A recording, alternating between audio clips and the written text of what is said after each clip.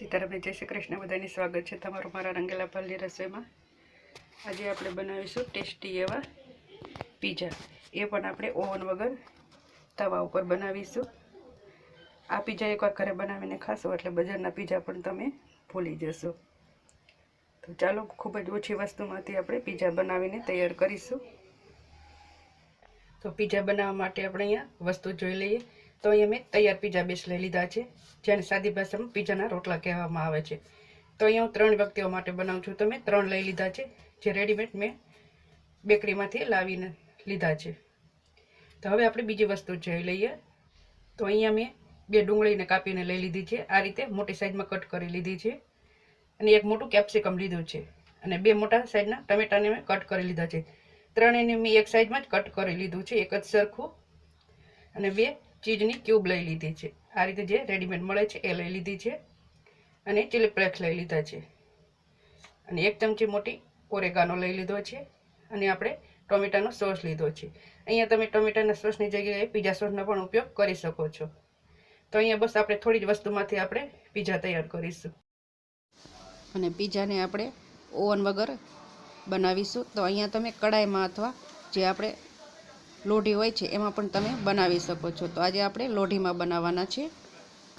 तो अहींया कढ़ाईमां मैं 2 चमची जेटલું तेल एड કરી દીધું છે। સૌપ્રથમ તો આપણે પીજાનો મસાલો તૈયાર કરી લઈશું। તો તેલ આપણું થોડું ગરમ થઈ ગયું છે, તો એમાં આપણે ચપટી હિંગ એડ કરીશું, અને એમાં આપણે કાપેલી ડુંગળી એડ કરી લઈશું। અહીંયા સૌપ્રથમ આપણે પહેલા ડુંગળીને સાંતળી લેવાની છે। તો ડુંગળીને આપણે સરસ રીતે તેલમાં મિક્સ કરીને એને આપણે સોફ્ટ થવા દઈશું। અહીંયા તમે કોબીજનો ગાજરનો ઉપયોગ પણ કરી શકો છો। ડુંગળીને આપણે તેલમાં મિક્સ કરીને ઢાંકીને આપણે એને સોફ્ટ થવા દઈશું। 2 મિનિટ જેટલો સમય થઈ ગયો છે, એને આપણે ચેક કરી લઈએ। તો ડુંગળી આપણી થોડીક સોફ્ટ થઈ ગઈ છે। અહીંયા બધા શાકભાજી આપણે થોડા ક્રન્ચી રાખીશું, તો ખાવાની મજા આવશે।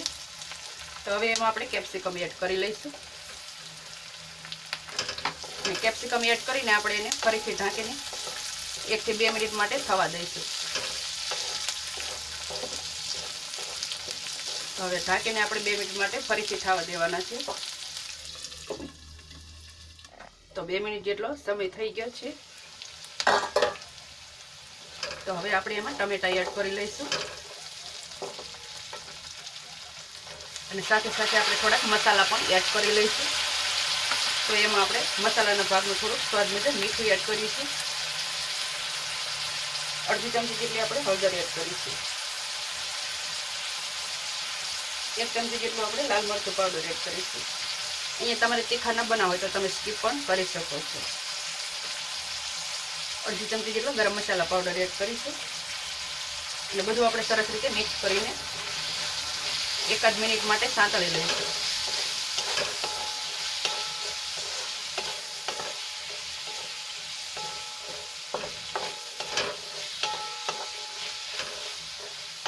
મસાલા સરસ રીતે મિક્સ થઈ ગયા છે, તો આપણે ઢાંકીને એને 1 મિનિટ માટે સંતળાવા દઈશું।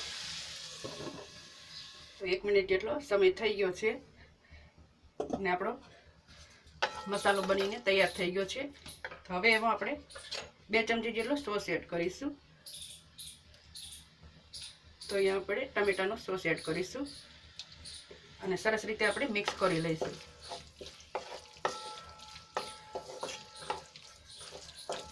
અને ગેસને આપણે બંધ કરીને હવે આને આપણે મસાલાને ઠંડો થવા રાખી દઈશું।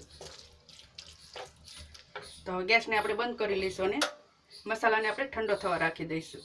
તો આપણો મસાલો ઠંડો થાય ત્યાં સુધીમાં આપણે એને પીઝાના રોટલાને આપણે શેકી લઈશું। મેં ઢોસાની તવી લઈ લીધી છે, એની ઉપર આપણે થોડા ટીપા તેલને એડ કરીશું, અને રોટલાને આપણે બંને બાજુ થોડાક શેકી લઈશું। તો ફેરવી ફેરવીને બંને બાજુથી આપણે 1 થી 2 મિનિટ માટે શેકી લઈશું।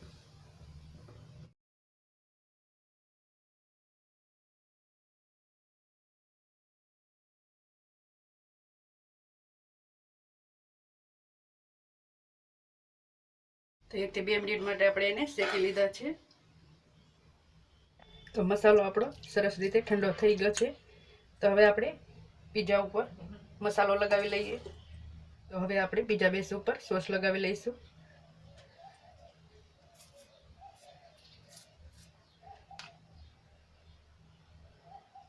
હવે ઉપર આપણે મસાલાનું સ્ટફિંગ કરી લઈશું. તો અહીંયા તમને જેટલું પસંદ હોય એ પ્રમાણે તમે એડ કરી શકો છો.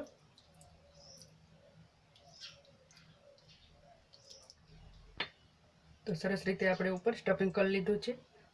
હવે ઉપરથી આપણે ઓરેગાનો લગાવી લઈશું અને આપણે ચીલી ફ્લેક્સ લગાવીશું. અહીંયા તમે બાળકો માટે બનાવતા હોય તો તમે સ્કીપ પણ કરી શકો છો. અને ઉપરથી આપણે ચીઝ એડ કરી લઈશું. તો અહીંયા આપણે ઉપરથી ચીઝને ખમણીને એડ કરી લઈશું. અહીંયા તમારે મોઝરેલા ચીઝનો એડ કર્યું હોય તો એ પણ તમે કરી શકો છો.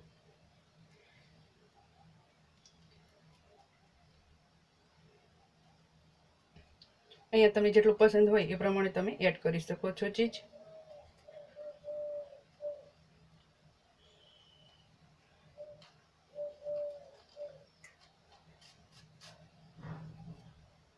ચીઝ એડ કરી લીધા બાદ આપણે ઉપરથી ફરીથી થોડો ઓરેગાનો અને ચીલી ફ્લેક્સ એડ કરી લઈશું અને આને આપણે શેકી લઈશું. તો આને આપણે શેકવા માટે રાખી દઈશું. તો અહીંયા આપણે ઢોસાની લોઢીમાં જ આપણે પીઝા બનાવીશું. તો થોડાક ટીપા તેલના એડ કરીને આપણે ઉપર પીઝાને શેકવા માટે રાખી દઈશું. તો હવે આપણે ઢાંકીને ચીઝ મેલ્ટ થાય ત્યાં સુધી આપણે એને થવા દઈશું. તો ઉપરથી આ રીતે આપણે થાળી ઢાંકી દઈશું. તો 2 થી 3 મિનિટ જેટલો સમય થઈ ગયો છે અને ચીઝ આપણું સરસ રીતે મેલ્ટ થઈ ગયું છે. તો હવે આપણે પીઝાને લઈ લેવાનું છે અને ગરમા ગરમ આપણે સર્વ કરી લઈશું. તો આપણે સરસ મજાના ગરમા ગરમ પીઝા બનીને તૈયાર છે. તો હવે આપણે આને કટ કરી લઈશું. તો અહીંયા તમે પીઝાને તમને જે રીતના નાના મોટા પીસ પસંદ હોય એ પ્રમાણે તમે કટ કરી શકો છો. તો અહીંયા પીઝાને હું આ રીતે મોટા 4 ભાગમાં કટ કરી લઉં છું. તમે મોટા પીઝા હોય તો તમે 8 ભાગ પણ કરી શકો છો. તો આપણે પીઝાને 4 ભાગમાં કટ કરી લીધા છે અને એકદમ સરસ મજાના પીઝા બનીને તૈયાર છે. જોતાં જ ખાવાનું મન થઈ જાય એવા આપણા પીઝા બનીને તૈયાર છે. તો આ રીતે એકવાર જરૂરથી ટ્રાય કરજો. બાળકોને તો ખૂબ જ પસંદ આવશે. અને વિડીયો પસંદ આવ્યો હોય તો તમારા ફ્રેન્ડ્સ અને ફેમિલીમાં શેર કરવાનું ભૂલતા નહીં. ચેનલ પર નવા હોય તો ચેનલને સબસ્ક્રાઈબ કરજો અને કમેન્ટ કરીને જરૂરથી જણાવજો કે તમને મારો વિડીયો કેવો લાગ્યો.